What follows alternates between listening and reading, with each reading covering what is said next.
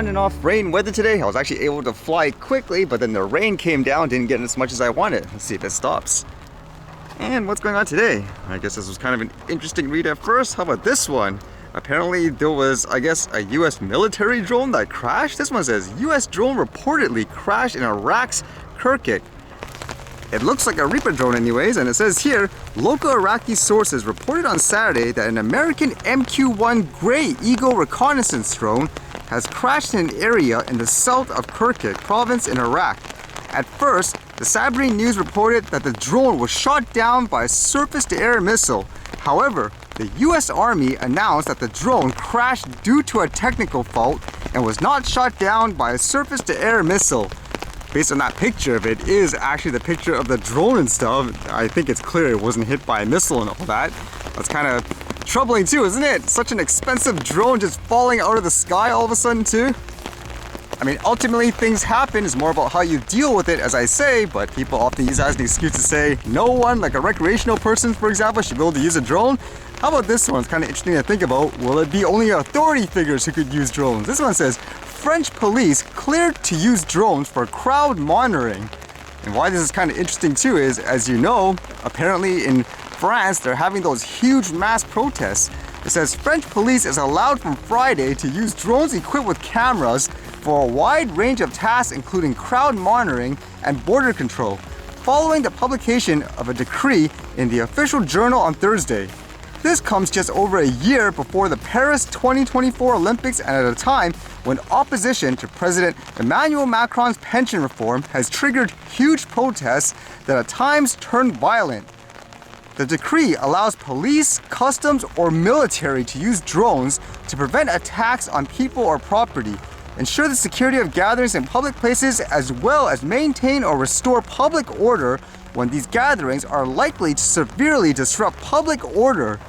So that might be a little stretching it in some cases. For example, you could have people legitimately just protesting something, let's just say, quote, peacefully, and if they make a determination saying, oh, it's dangerous, so we're gonna use this and that, who's gonna police the police, I guess you could say. Or at the same time, what worries me is here, what happens if they say, okay, nobody, for example, no media drones or anything like that, like what happened in Canada, if you guys remember that one.